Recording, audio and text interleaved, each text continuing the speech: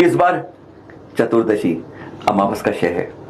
सबसे खास दिवस पूरे साल में एक है तो चैत्र कृष्ण अमावस है। यही दिन है जब हमारे 14वें तीर्थंकर अनंतनाथ भगवान जी को 2 वर्ष के कठोर तप के बाद केवल ज्ञान की प्राप्ति अयोध्या के सहित वन में पीड़ू वृक्ष के नीचे होती है। तुरंत स्वधर्म त्याग से समुद्र जाता है कुबेर 5.5 योजन प्रस्थित, और आपका केवली काल होता है 7.5 लाख वर्ष में 2 वर्ष का। वही दिन होता है चैत्र कृष्ण अमावस, जो 2 तीर्थंकरों के मोक्षजनक कभी और नहीं मिलते। वही दिन है खास। इतना केवली काल और फिर पहुंच जाते हैं इस स्वयंभू कूट पर हमारे 14वें तीर्थंकर अनंतनाथ जी।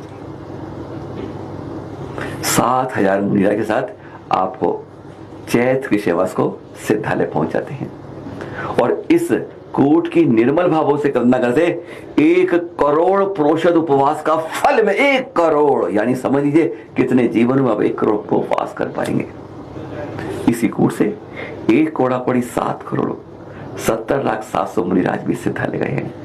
ऐसी पावन कूट है जो 2 तीर्थंकरों में पहले तीर्थंकर जो मोक्ष गए। इसी खास दिन चैत्र कृष्ण अमावस को जब चलते हैं ना, सीकरी चढ़ते ऊपर, गौतम बुद्ध टॉक दाईं तरफ पड़ती है, बाईं तरफ चलते हैं कुंतुना टॉक नेमिना भगवान की, और फिर आती है अरनाथ नाटक कूट से। 1 माह के भोग निकल के बाद यहीं पहुंच जाते हैं हमारे 18वें तीर्थंकर अरनाथ जी, जिनके 4 कर्ण हस्तिनापुर में होते हैं। 1000 मुनिराज इसी दिन चैत्र कृष्ण अमावस को सिद्धालय जाते हैं, और इसी नाटक कूट से इसकी ध्यान से सुन लीजिएगा, निर्मल भावों से वंदना करने से अनंतनाथ जी 1 करोड़ या 96 करोड़ पुरुषद उपवास का 96 करोड़ टू बी प्रिसाइज कहा जाता है। भावना निर्मल होनी चाहिए। ऐसी खास है ये नाटक कूट से 1 अरब मुनिराज सिद्धालय गए हैं। ऐसी पावन कूट है। 2 तीर्थंकरों के 3 कल्याणक 1 दिन है ना अद्भुत। ऐसा साल में नहीं कोई दिन।